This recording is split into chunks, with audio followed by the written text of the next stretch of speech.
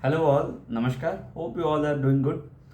So basically, many times, many aspirants ask me how did I dealt with all the mental stress that was there during this preparation journey, and how do we deal with all such things such as distractions and the burdens that we take on ourselves while we are on this journey.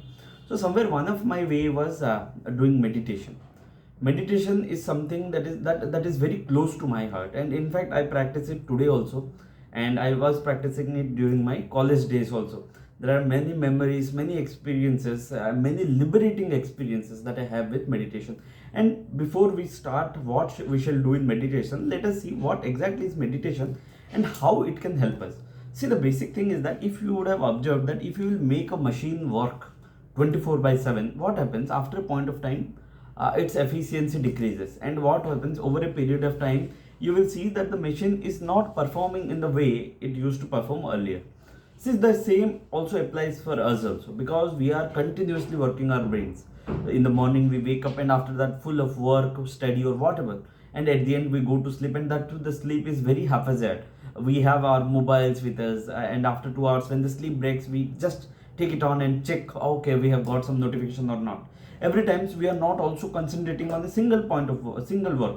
So if you might have opened a book to study, and after 10-15 minutes you check your mobile, okay, is there any notification, is there a new message? Even though there are no notifications, no message, we go on checking all those things. So this is something has taken a toll on our brain. What happens, it, number one thing, it does not get rest, and number two thing, what happens, we are not able to inculcate a level of concentration. Because earlier days you will see that a student might be able to sit at a stretch for around 1, 2 or 3 hours, but nowadays we don't do that. Even if you feel you are doing it for 1, 2, 3 hours, you must have checked mobile 10 times within those periods. So somewhere meditation is a tool that helps you become single focused. It helps you regain your stability. What happens, see, basically what happens, it helps to relax your mind. See, the best thing is that, in this journey, in this aspirant journey or any other journey that we feel, the one of the most important tasks that we do is we do analysis. Analysis means you have a number of facts, and out of that you try to find find a relation. For example, if you are analyzing the previous year question, what you are doing, you have a number of previous year questions of different years, and you are trying to pick up a common thread. So this part is called analysis. So how do you do it? It happens only when the brain is very calm and composed. Otherwise, you will not go into the details. But you must know, devil lies in the details. Only when you check the details, then only you can know the pattern. So somewhere meditation makes your mind calm and composed. When the mind is very calm and composed, then only you can look beyond what is there in between the lines. So somewhere that's why meditation is very important. Just as you cannot see the reflection of your face on a water that is not still, that is moving, in the similar way, a disturbed mind cannot do proper analysis and cannot study. And even if it studies, it is just for namesake. It cannot remember, it cannot recollect the things, it cannot absorb the things. In a similar way, if your mind is very distracted, you cannot produce, you cannot, whatever you have studied, you cannot recollect it back. So that's why meditation is very important. So number one thing, it helps in relaxing us, and number two thing, it helps us to it helps us to to inculcate a level of concentration. So now let us go to what exactly we have to do in meditation. So before that, I just remember a very beautiful sloka. It is from Amrita Bindu Upanishad, that is mana eva manushyanam karana bandha moksha. So the mind itself is the reason for our bondage and liberation. What is bondage? Bondage comes when there is desire. I have a desire to get this thing. When I don't get it, I get pain. So somewhere it is the game of the mind. And in fact, to all the aspirants that I talk, I always say this exam, be it UPSC, OPSC or any other exam, it is much more beyond this physical exhaustion that you feel. It is the game of mind. You have to master your mind, because it is a very long journey. You have to keep a track on all those things. It is not like that you go and you do something and the next day it is the result. No, you have to prepare for some years. So that's why it is very important that you practice meditation, which will help you in getting the proper amount of concentration and making you very steadfast on your journey.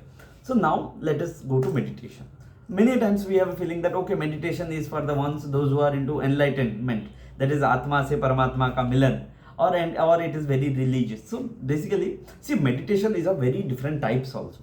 So if you want that Atma se Paramatma ka milan, the type of meditation that you will do along with the pranayam, that is very different. You have very set procedures of pranayam, like the Purak, Rechak, Kumbhak, the 3 steps of pranayam. In fact, if you go to Yoga Sutra by Patanjali, it is said Yogascha Chitta Vritti Nirodha. Yoga is that which helps in seizing the fluctuations of the mind. The Chitta Vritti Nirodha, it is helping to seize the fluctuations of the mind. But for us aspirants, our primary goal is not to get nirvana or something like that. Na? As of now, it is not there. After that, if you find it, you might be going there. But now our main task is that we want to make our mind very calm and composed.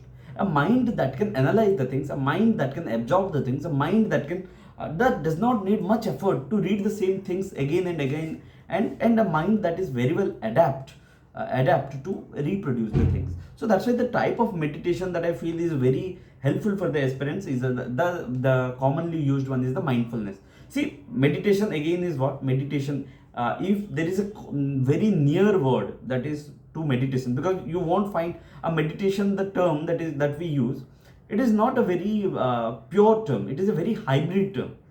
And the English vocabulary does not have a proper word for that. The nearest word in the Indian term would be dhyan. Somewhere it is dhyan.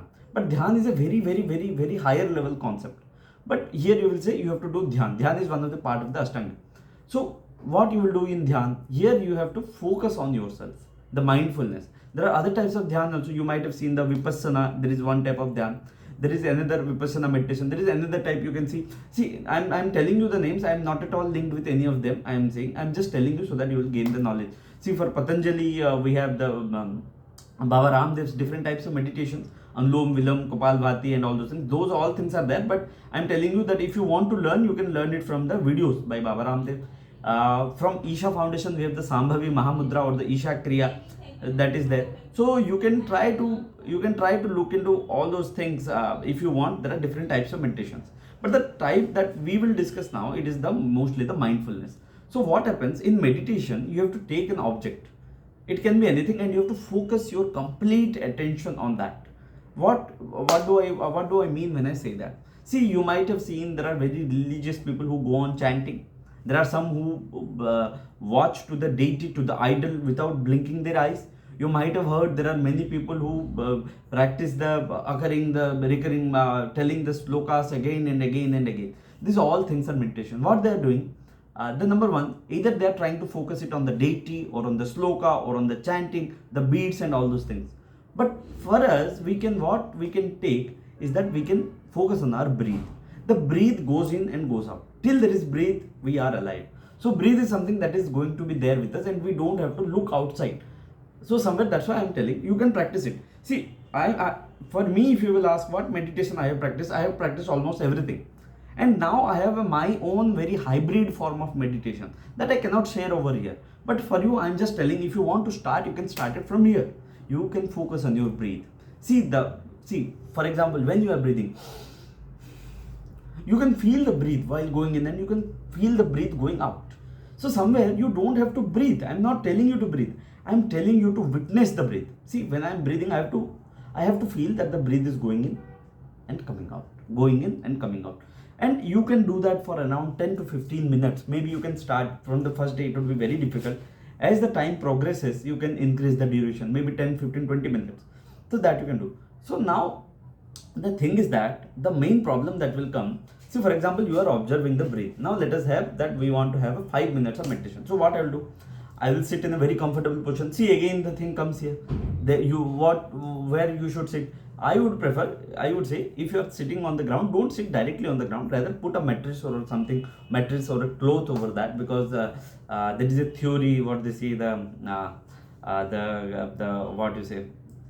the grounding of your energy. So that's why I would say put a mattress or a cloth and sit over that.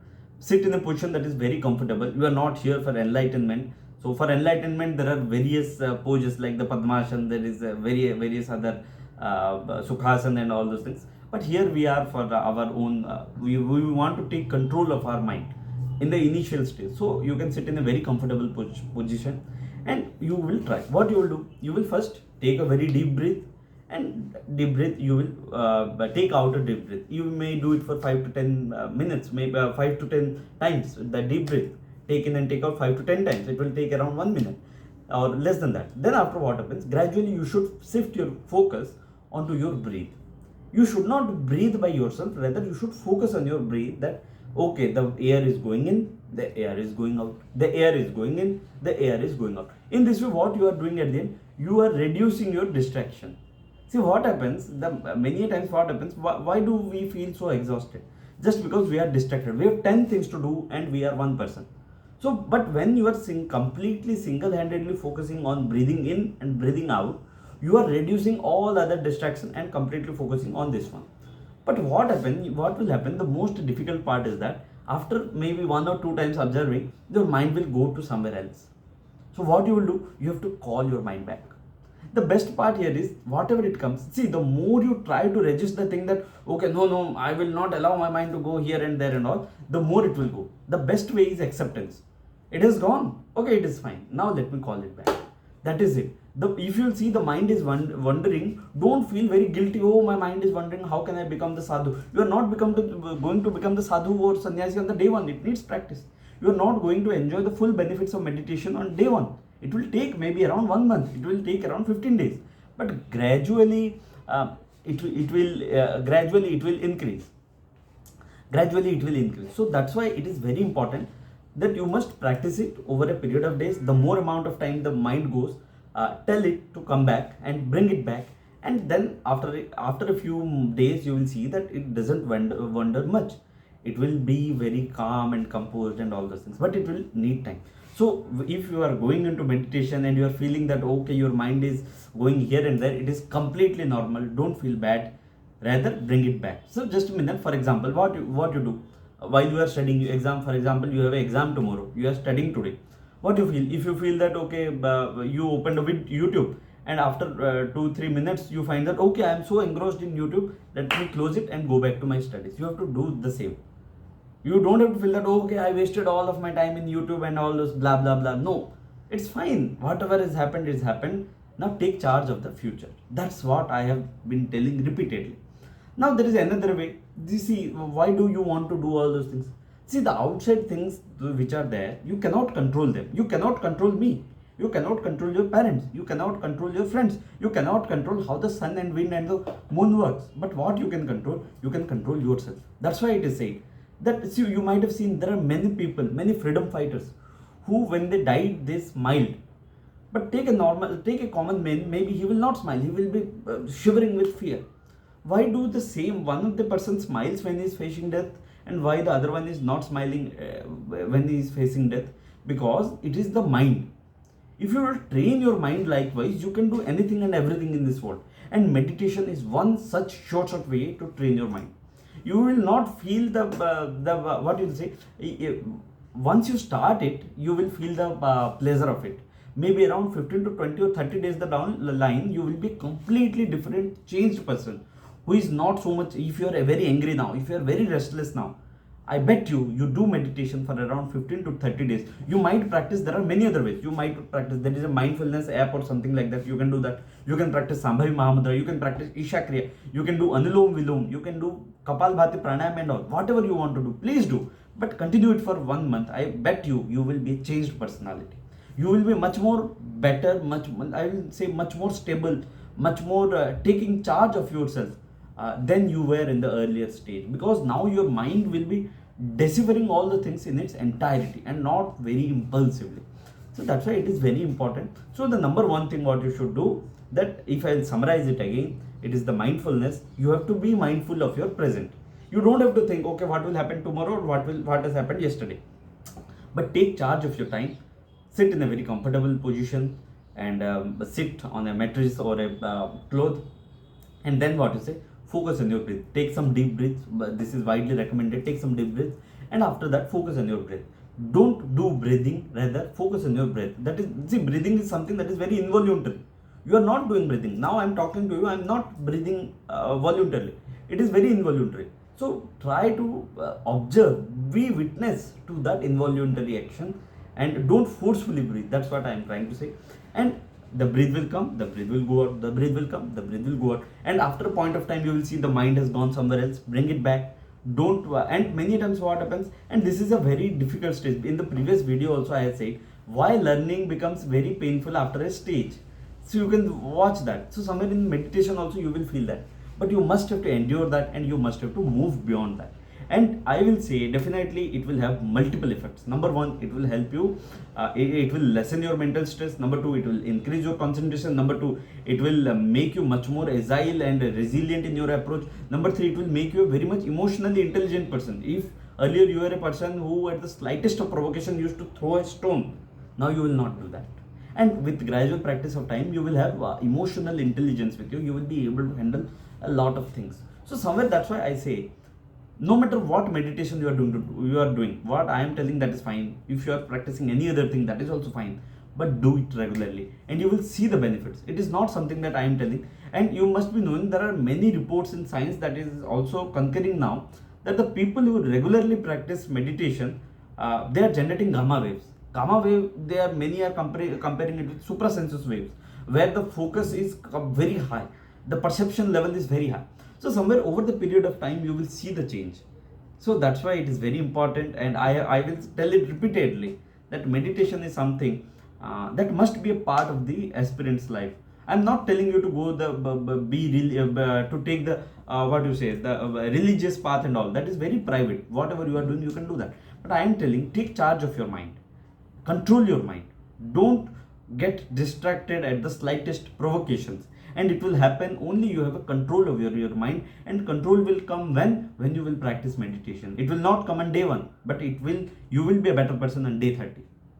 So the only thing that I want from you is that a commitment towards meditation, so that we will be able to handle our mental stress. And I am sure I've met a lot of people who say that after doing the meditation and all, what they have felt that they are not getting very much frustrated now.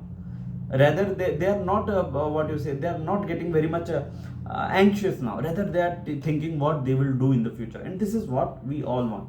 So you can share your experiences of meditation and all, and definitely we must make this journey very beautiful, because at the end you are going to cross this journey. We all are going to live, and this phase will pass one day.